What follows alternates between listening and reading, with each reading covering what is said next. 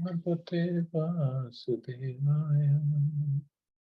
Narayana Namaskritya Naranjaya Narottamam Devim Saraswatim Vyasam Tato Jayamudire Nashtaprayesha Bhadreshu Nityam Bhagavata Sevaya Bhagavati Uttam Shloke Bhaktir Bhavati Naistiki. So continuing with the discussion on Nectar of Instruction, today we're starting new text, text number 7. Syat Krishna Nama Charitadi Sitapti Avidya Pittopatapta Rasnasya Narochikanam Kintva Dharadhanudinam Khalu Sevajushta Swadvi Kramad Bhavati Tadagattamula Hantri. The holy name, character, pastimes, and activities of Krishna are all transcendently sweet like sugar candy. Although the tongue of one afflicted by the jaundice of avidya, ignorance, cannot taste anything sweet, it is wonderful that simply by carefully chanting these sweet names every day, a natural relish awakens within his tongue, and his disease is gradually destroyed at the root. So far we discussed 6 urges and the 6 activities that can destroy our bhakti, 6 activities that can help in our bhakti, help grow in our bhakti. Then the 6 kind of dealings, loving relation dealings between the devotees, and what to do to avoid offenses against the devotees. Now, if we had done all this, then we come to this point where we can taste the holy names of Krishna. But still, if the ignorance is still there, then we cannot taste the holy names, although the names are very, very sweet.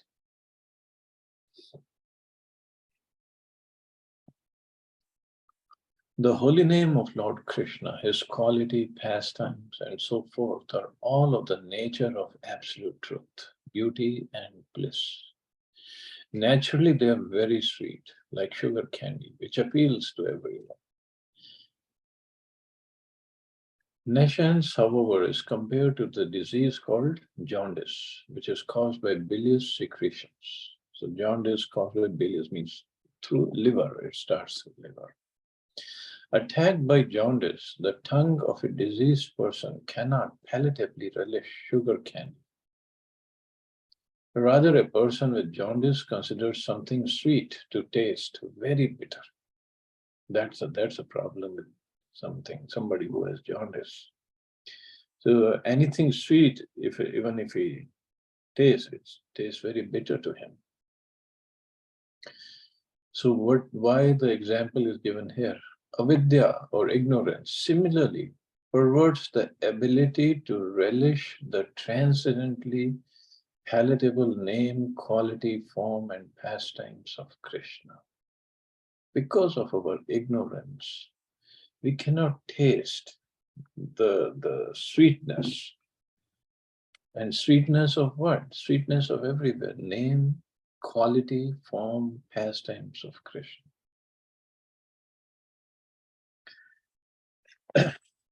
Just like all the demons that Krishna kills in his pastimes. That is starting from Putana, and then Shaktasur, and Trinavarth, and Aghasur, Bakasur, and finally he killed Kamsa in Mathura Leela, and then he came to Dwarka and he killed so many other demons. It's same Krishna, same, very much same. He is absolute, no change in him. But the demons or asuras who attack him, they don't find him sweet. They don't find him relishable. He was inside the mouth of Bakasur, but did Bakasur find him very sweet? No. He wanted to throw him out of his mouth because he couldn't tolerate him. And same Krishna, and Yashoda Maya looks at him, and his cowherd boyfriends look at him, cowherd girlfriends look at him. They find him so sweet, so relatable. They don't even want to close their eyes. Gopis tell Brahmaji, you have no brains. Why did you create these eyelids on our eyes? And when the eyelids, when we blink, we cannot see Krishna. You have no brains, Brahmaji, how to do the creation. So this avidya or ignorance of our position, ignorance of Krishna's position, ignorance of sweetness of Krishna, it doesn't let us relish, although his name, form, pastimes, qualities, everything is sweet. In fact, Vallabhacharya has written a beautiful bhajan, Madhurashtakam, for Krishna. Everything is sweet. Whether his coming is sweet, his going is sweet, his resting is sweet, his eating is sweet, his drinking is sweet, his killing is sweet. Everything about Krishna is sweet.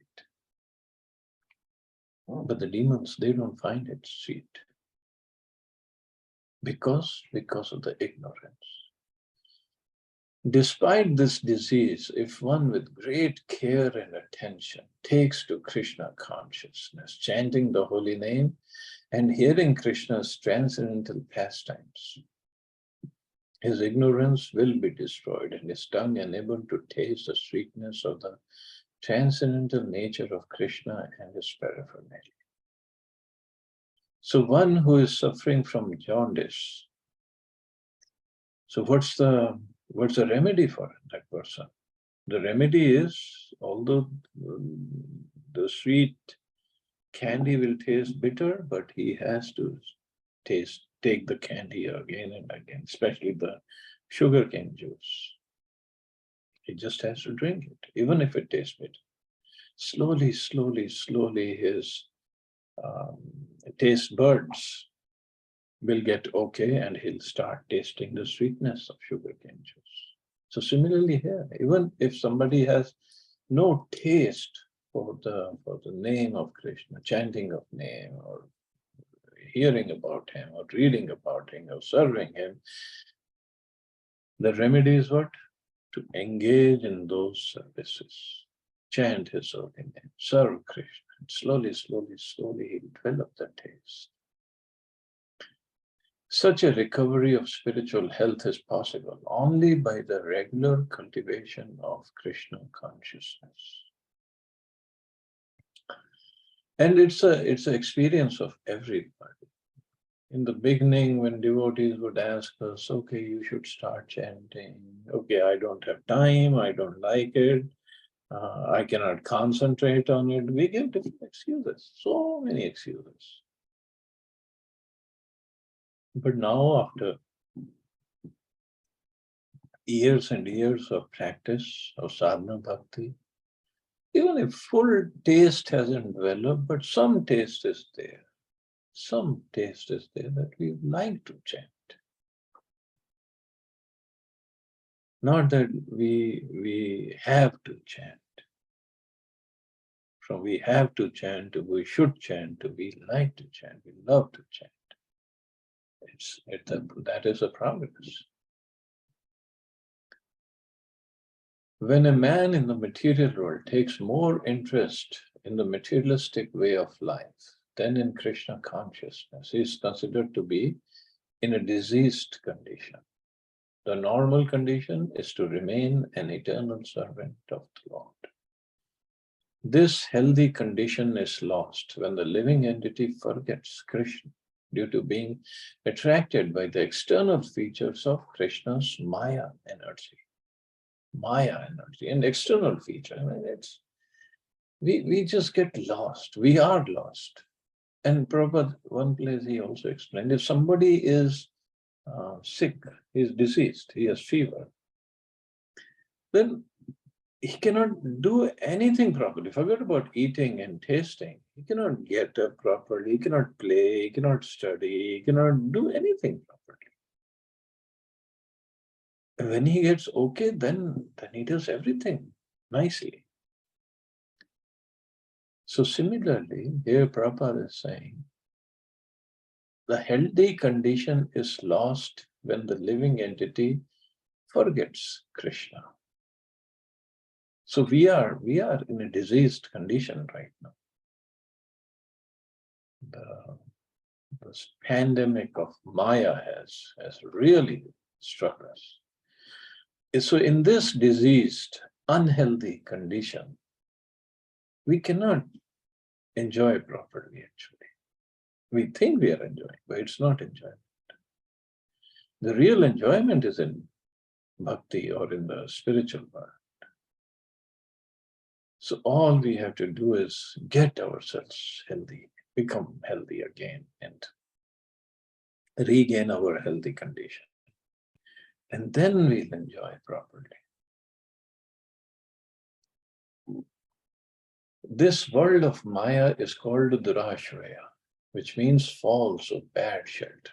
One who puts his faith in Durashraya becomes a candidate for hoping against hope. In the material world, everyone is trying to become happy. And although their material attempts are baffled in every way due to their nations, they cannot understand their mistakes. So this Maya is so strong, and the ignorance because of Maya is so strong. We cannot even understand that we are not happy here. And we cannot get happy. We cannot become happy. We think people who have money, they are happy. People who are like movie stars, they have so many followers and they are good looking, has a healthy body. Well, I don't know healthy body, but good looking body, and so much of money they have. They must be happy. If they were happy, this great movie star of Hollywood, Robin Williams, he was a wonderful actor and a comedian. He committed suicide. If they were happy because of money or popularity or anything, he committed suicide. So these things are good. We are not against any material possessions or opulence. But the problem is these things don't make us really happy, that the happiness that we are really looking for. That's not there. And moreover, we studied in Bhagavatam about symptoms of Kali Yuga. So more money we have, more opulence we have, more problems it will bring, because there will be many thieves. Government will be after us, government officials will be after us, thieves will be after us. People just want to take the money away if we have too much money. So we cannot even enjoy it. There will always be, person will always be in distress or anxiety that somebody will come take it away. Sanatan Goswami, when he got out of that prison by bribing the prison keeper, security guards, then although he was a minister before in the kingdom of Nawab Hussain Shah, but then he just left to meet Chaitanya Mahaprabhu in Varanasi. So he took one of his servants, Ishan, and they both started walking from Ramkeli to Varanasi. It's quite some distance. And Sanatan Goswami was not carrying any money, but his servant Ishan had 8 gold coins. So on the way, he was going through some jungle areas where he didn't want to take the main road because he was afraid the king's guards, soldiers will come and catch them. So at night they came to a hotel and they asked for a place to stay. And the hotel owner, he had a wonderful astrologer, but not doing the right thing. The astrologer told him that this person, Sanatan Goswami, has 8 gold coins. So the plan of the hotel owner was to kill them at night and take away the gold coins. But not to show that plan, he was nice with Sanatan Goswami and his servant. He offered them room and offered them some nice food. So Sanatan Goswami was a minister in the kingdom, and he understood there is no such thing as free lunches. So he asked his servant, "Are you carrying any gold coins?" So Ishan said, "Yes, yes. And just for emergency, I'm carrying 7 gold coins." So Sanatan Goswami said, "You're carrying this death knell with us. Somebody can kill us." So he went to hotel owner and he gave him the 7 gold coins. He said, "Well, here are the 7 gold coins my servant was having. I want you to keep them in return as a payment for this room and other things." So hotel owner said, "Well, actually, you're very honest, and my astrologer had told me that you had 8 gold coins, and I was planning to kill you at night and take away those gold coins. But since you're giving me, I don't want it. You keep them." So Nathan goes, "No, no, no, you keep them, because if you don't keep them, somebody else will kill us and take them away. We don't need this gold coin." And then when they came back to the room, Sanatan Goswami asked Ishan, "Hotel owner said 8 gold coins. You told me 7. Do you have another gold coin?" Ishan said, "Yes." Sanatan Goswami said, "You better take that gold coin and go back to Ram Kelly. From here on, I'll go on my own." So this is after meeting Chaitanya Mahaprabhu and of course, Sanatan Goswami, Rup Goswami, they're always Nitya Siddha. But they showed by their example, by these material opulence. We, first of all, inviting all sorts of thieves and rogues after us, and it will not give us happiness. It doesn't. It can give comfort, yes, and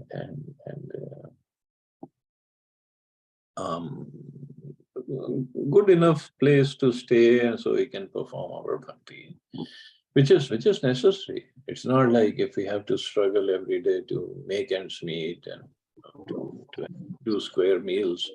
That's also not a good situation, obviously. but too much opulence definitely is not an ideal situation for bhakti. And it increases our ignorance, actually. It increases. We think we can be happy. If I get this, I get that, then I'll be happy. No. People try to rectify one mistake by making another mistake. This is the way of the struggle for existence in the material. If one in this condition is advised to take Krishna consciousness and be happy, he does not accept such instructions.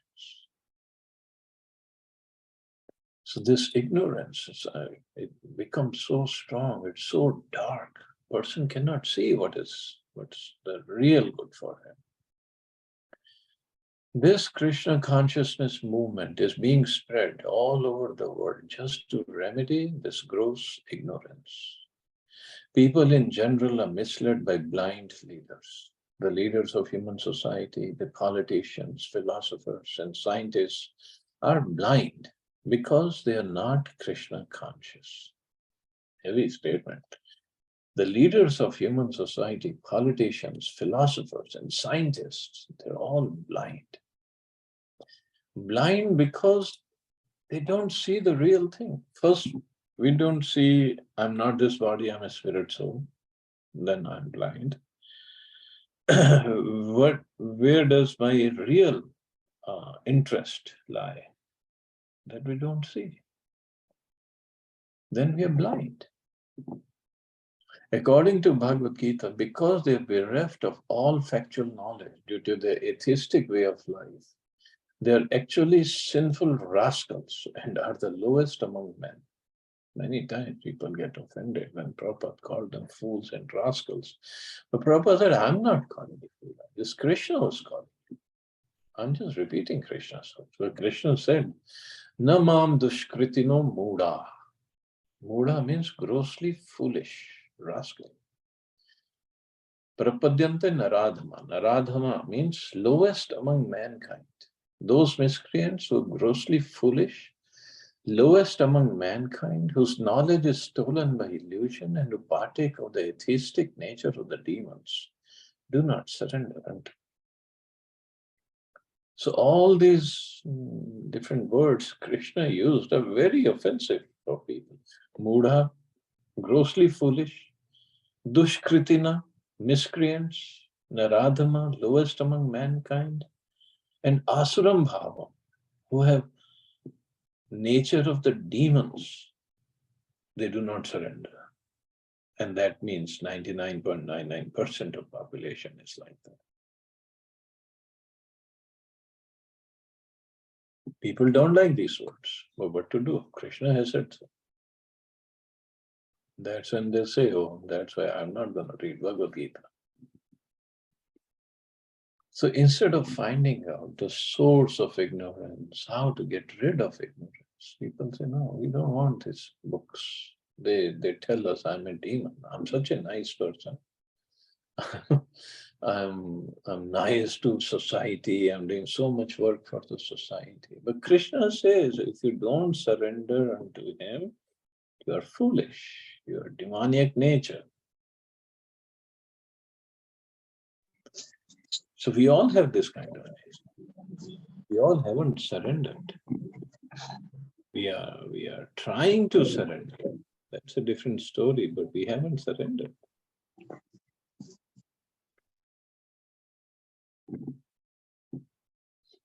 Such people never surrender to Krishna, and they oppose the endeavor of those who wish to take Krishna's shelter. And this is also true.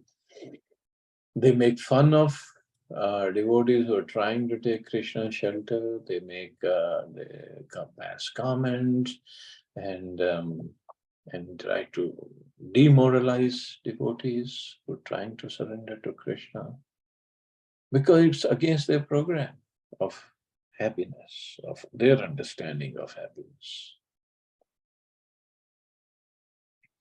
And they themselves will never surrender, or not never, they don't want to surrender. Because the general perception in the society is one. We study for whatever, 12, 16, 20 years, study hard, then get a job or little business. But the ultimate aim is what? To make money. To make money, to do what? To have a nice house, have a nice car, nice family. The kids can go to wonderful colleges, and we can go for vacation here and there. And then we show off our wealth to our relatives or friends. This is a barometer of happiness these days. People do ask others, if you're working or business or job, whatever. Oh, you don't have a house yet? Oh, that is so sad. Well, you don't have a car? What kind of car you're driving? Oh, you're only driving Maruti, you're not having a better car? It's so sad. You don't wear branded clothes? Oh, it's very bad. But nobody asks the other person, are you happy? It doesn't matter about money or this house or car. Are you happy? Nobody asks this question. Because this is our understanding of happiness. If I have this, then it just, equation is that I'll be happy. No. That's not the right equation. How can somebody be happy when somebody is in a diseased condition? It's like we have seen pictures of people in the hospital with their hands are broken, legs are broken, and bandages all over, and one leg is up in the air because he cannot keep it down, and then the tubes in his body, and then if you go and ask him, how are you doing? Oh, I'm fine. You're not fine. But this is their understanding. This is the standard of happiness. Remain in a diseased condition, but don't surrender. Like it's funny story. In Delhi temple, when I was looking after the museum, Vedic Expo, I was also for some time in charge of Govinda's. So Govinda's restaurant, you all must have been to. So in that restaurant on Wednesday,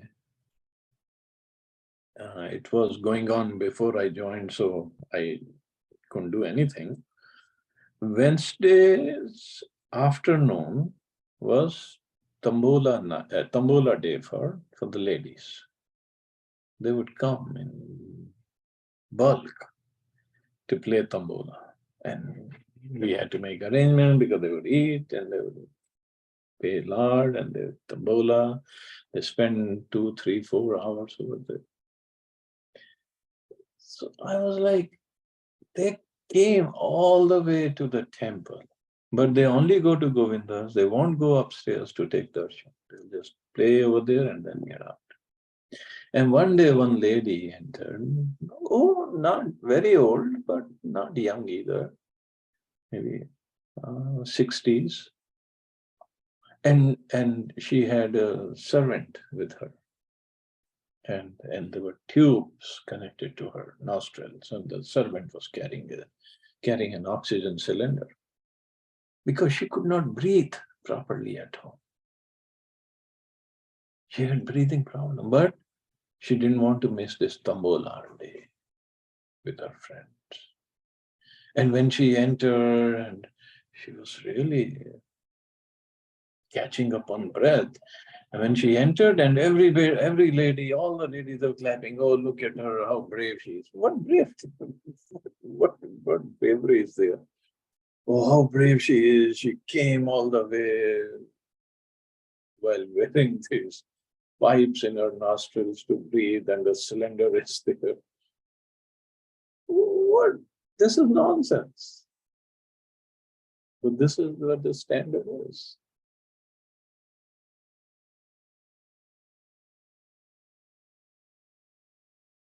This is what ignorance is.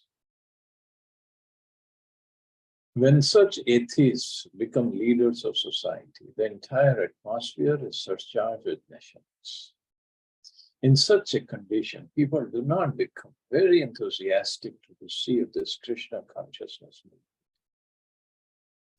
Just as a diseased person suffering from jaundice does not relish the taste of sugar cane. So in this ignorance, nations, diseased condition, we are not ready to receive Krishna consciousness. However, one must know that for jaundice, sugar candy is the only specific medicine.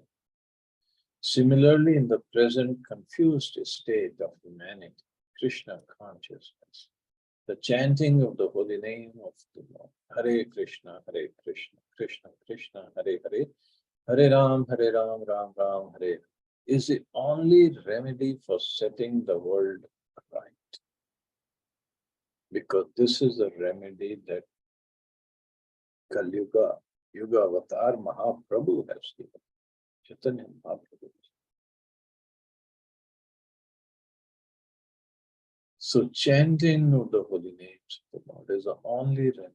Whether we like it, whether we have any taste for it or not, just we have to keep on chanting. Although Krishna consciousness may not be very palatable for a diseased person, Srila Rupa Goswami nonetheless advises that if one wants to be cured of the material disease, he must take to it with great care and attention. That's the only way out. One begins his treatment by chanting the Hare Krishna Mahamantra, because by chanting this holy name of the Lord, a person in the material condition will be relieved from all misconceptions. So that's the first thing that happens. All misconceptions are gone. Cheto Darpanam Marjana. So then he can see himself properly. Avidya, a misconception about one's spiritual identity, provides a foundation for ahankara, a false ego within the heart.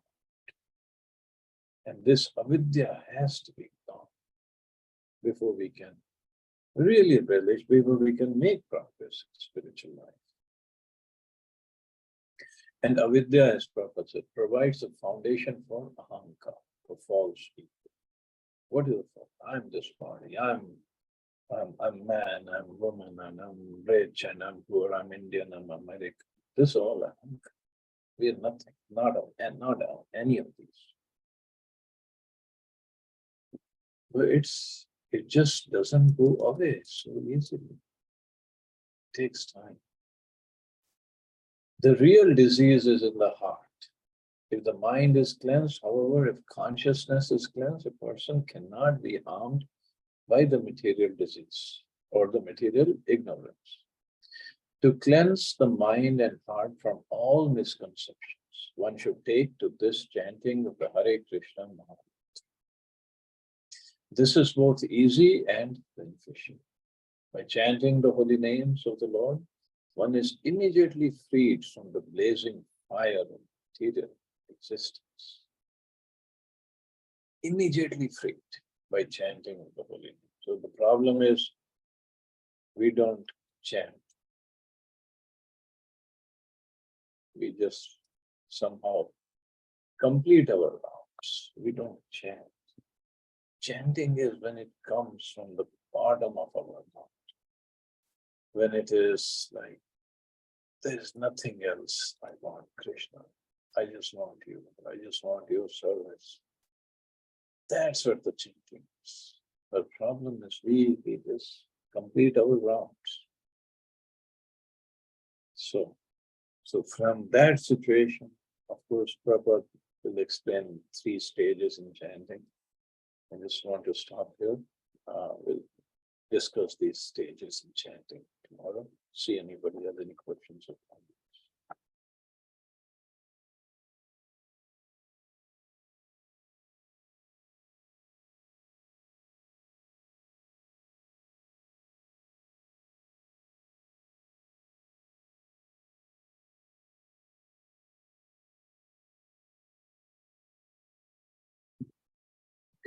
We all have a safe and wonderful day. Hare Krishna. Jai Shri Ram. Hare Krishna. Thank you, Prabhu.